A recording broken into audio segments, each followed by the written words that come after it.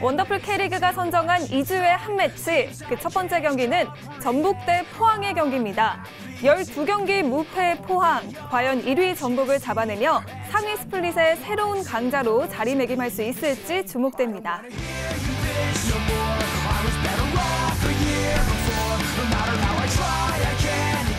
2주에 한 매치 두 번째는 아직도 안도할 수 없는 2위 수원과 상위 스플릿 막차에 탑승한 제주의 맞대결입니다. 빅버드에서 치러지는 승점 3점을 향한 혈투. 승리는 어느 팀에게 주어질까요?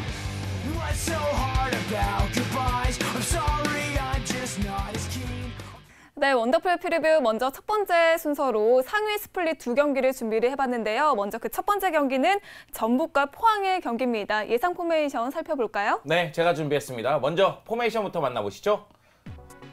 자, 1위 전북입니다. 전북은 4-2-4-1 포메이션을 가져갈 것으로 보이는데요.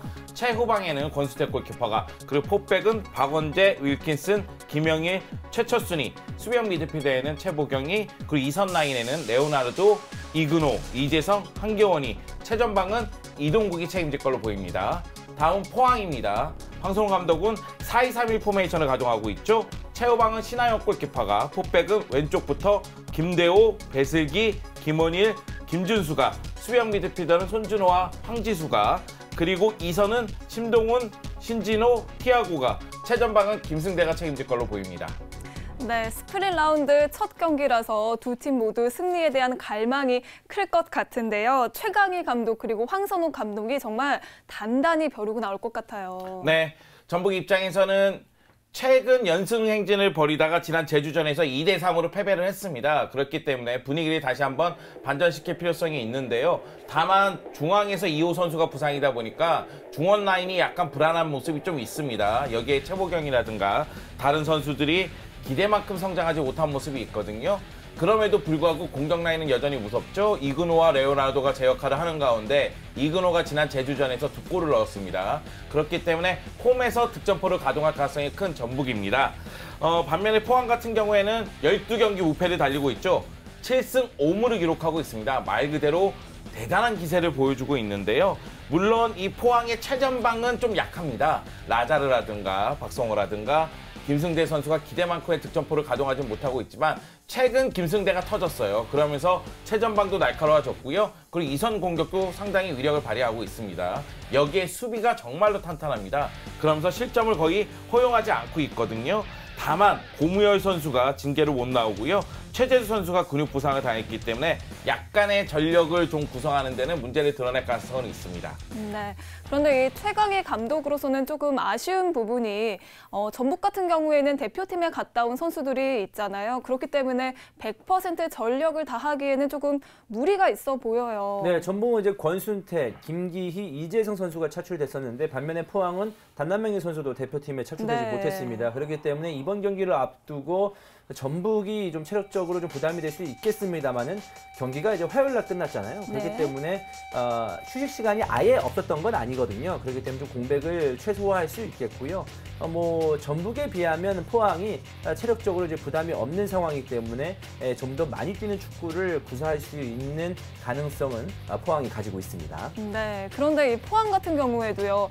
차분하게 스프릿 라운드를 준비했다고 할 수 없는 게 황선홍 감독의 이적설이 불거졌기 때문이죠. 네, 사실 황선홍 감독의 이적설은 올 시즌 내내 황선홍 감독을 따라잡고 있습니다. 네. 어떻게 본다면 황선홍 감독에게는 지긋지긋할 수도 있는데요. J리그의 세레소 오사카로 이적하는 게 아니냐. 네. 이 J리그의 세레소 오사카에서 과거 황선홍 감독이 J리그 득점왕을 차지한 경험이 있거든요. 네. 그렇기 때문에 J리그에서 감독 생활을 하는 것 아니냐 이런 이야기가 계속해서 흘러나오고 있는데요. 황선홍 감독은 일단 부인을 했습니다. 그렇기 때문에 상황은 더 지켜봐야 되겠지만 굉장히 중요한 시점에서 감독의 이적설이 나온다는 것은 팀에 영향을 미칠 수밖에 없거든요. 네. 이런 부분을 어떻게 대처할지가 포항에게는 매우 중요합니다. 네, 그런데 이 황선홍 감독의 이적설이 계속되고 있다는 건 그만큼 세레소 오사카에서 황 감독에 대한 지지와 신뢰가 그만큼 대단하다는 거겠죠? 네, 그렇습니다. 근데 황선홍 감독은 이제 포항에서 그만큼 좋은 성적을 좀 내줬기 네. 때문에 이제 외국에서도 황선홍 감독의 지도력을 좀 인정하고 있는 부분이고요. 네. 그리고 이제 양팀 상황, 양팀의 어떤 맞대결 전적을 살펴보면 전북은 이제 포항에게 1승 1무 2패로 열세에 놓아져 있습니다. 하지만 전북이 승리했던 1승은 본인들의 홈에서 펼쳐진 경기에서 승리를 거둔 점이고요. 또 전북은 올 시즌 홈에서 13승 2무 2패를 기록하면서 홈에서 막강한 모습을 보여주고 있습니다. 홈 승률이 무려 82.4%, 거의 모든 경기에서 승리한다고 보시면 되겠습니다. 그리고 이제 포항과의 맞대결에서 승리한 경기 역시 전북의 홈에서 치러진 경기였었고요. 포항도 원정 기록이 굉장히 좋은 편입니다. 8승 7무 2패를 기록해서 수원과 함께 원정에서의 승리를 줬기 때문에, 그리고 이 두 팀은 사실 뭐 어떤 팀이 좀 공백이 있고 선수의 공백이 있고 분위기가 안 좋다고 하더라도 이 두 팀 간의 경기는 아무도 몰라요.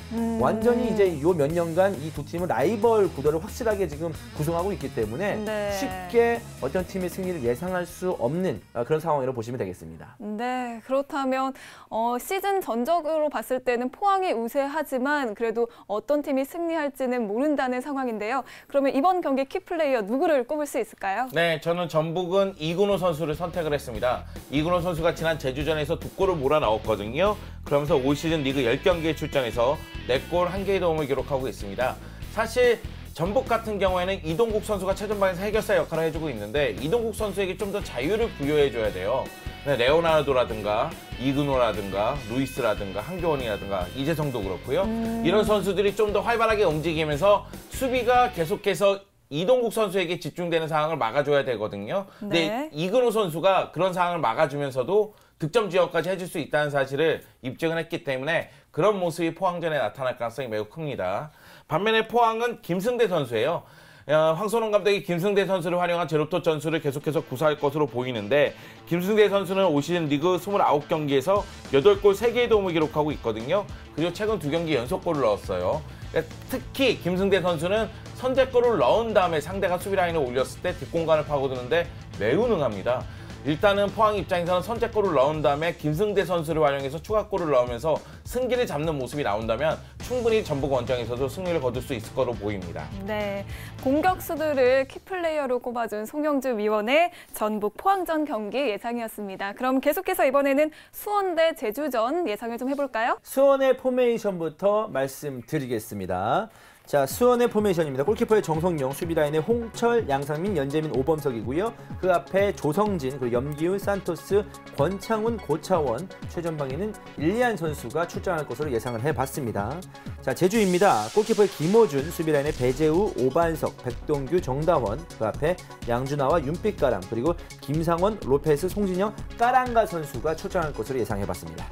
네, 역시 상위 스플릿 첫 경기를 치르는 수원과 제주인데요. 그런데 이 두 팀이 지금 2연승 중이라면서요? 네, 굉장히 좋은 모습을 보여주고 있고 지난 네. 경기에서 다득점을 보여준 수원이 되겠습니다. 자, 스피드와 힘을 이용해서 뒷공간 공략에 유연한 모습을 보여주고 있는 수원인데요. 다만 좀 아쉬운 부분은 염기훈 선수가 굉장히 좋은 모습을 보여주고 있습니다만 염기훈이 막히게 되면 중앙 지역에서 적당하게 패스를 넣어줄 선수가 없다는 점이 좀 아쉬운 부분이고요.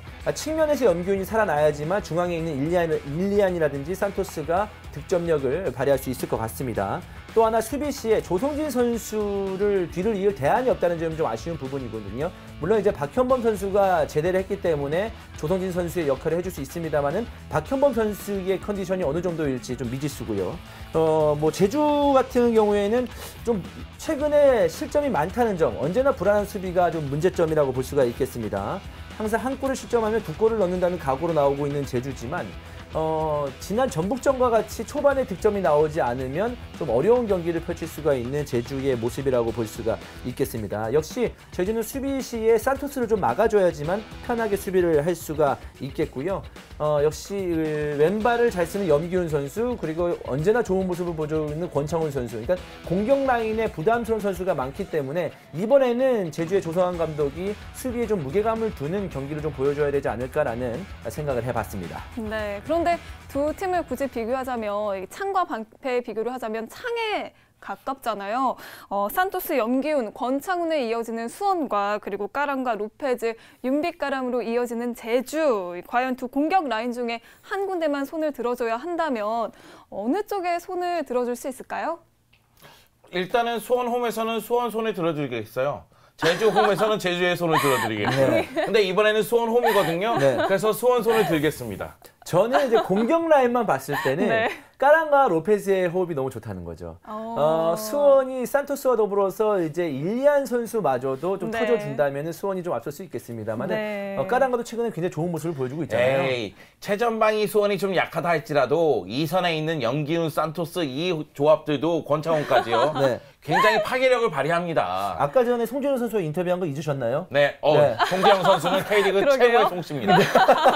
이 선에서 윤빛가랑 송진호 선수가 이제 좋은 모습을 보여주고 있기 때문에 네. 한 미드필더진과 공격 라인에서는 양 팀 모두 굉장히 최근에 득점도 많이 놓고 있고 화끈한 모습을 보여주고 있는데 문제는 수비입니다. 수비에서 원정팀인 제주가 얼마만큼 단단한 모습을 구축할 수 있느냐 거기서 뭔가 이번 승부는 좀 판가름 낮을 것으로 예상하고 있습니다. 네, 그리고 이주원 의원께서는 이 경기에서 골이 정말 많이 나올 것이다 라고 예상을 또 하셨죠? 네, 그러니까 수원도 사실 전북을 추격하기 위해서는 무승부도 아쉬운 상황이에요. 네. 또 본인들의 홈에서 열리는 경기이기 때문에 무조건 승리를 해야 되는 상황이고요. 네. 그리고 그 정도의 능력을 가지고 있고 제주는 수비보다는 공격을 몇 번 말씀드리지만 항상 강조하는 이번 시즌의 모습을 보여주고 있기 때문에 네. 골이 많이 터질 것으로 보이고요. 워낙 외국인 선수의 컨디션이 굉장히 좋습니다. 네. 뭐 수원은 산토스, 네. 그리고 제주는 뭐 로페스, 까랑가 그렇기 때문에 국내 선수들이 플러스 원. 그러니까 용병 외국인 선수를 원이라고 치면 국내 공격진들 토종 선수들이 플러스 원이 돼야 돼요. 그러니까 원 플러스 원을 보여주는 팀이 승리할 가능성이 높다는 거죠. 전북전에서도 로페스가 득점에 성공했습니다만 네. 초반에 김상원 선수의 득점이 있기 때문에 승리할 수 있었던 제주였었거든요. 네. 그런 모습을 보여준다면은 뭐 제주나 수원이나 국내 선수들의 활약에 따라서 승부가 좀 낮을 것 같습니다. 네. 네, 그런데 올 시즌 내내 또 수원이 부상 선수들이 참 많았잖아요. 그런데 최근에 또 좋은 소식들이 들려오고 있다면서요? 네, 부상 선수들이 속속 복귀하고 있습니다. 네. 지난 14일 아주대하고의 연습 경기에서 오장은 선수와 신세균 선수가 장기 부상이었는데 돌아왔거든요. 네. 그래서 이제 출전을 기다리고 있는 모습이고요. 박현범 선수도 최근 전역에서 이제 팀의 보탬이 될 것으로 보입니다. 네, 그리고 또 수원뿐만 아니라 제주 같은 경우에도 군 제대 후 복귀한 선수들의 면면이 상당히 좋다면서요? 네, 그렇습니다. 뭐 권순영 선수 또 손흥현 선수가 이제 복귀를 하는데요. 네. 뭐 권순영 선수 같은 경우에는 2012년 강원에서 제주로 이적을 한 미드필더고요.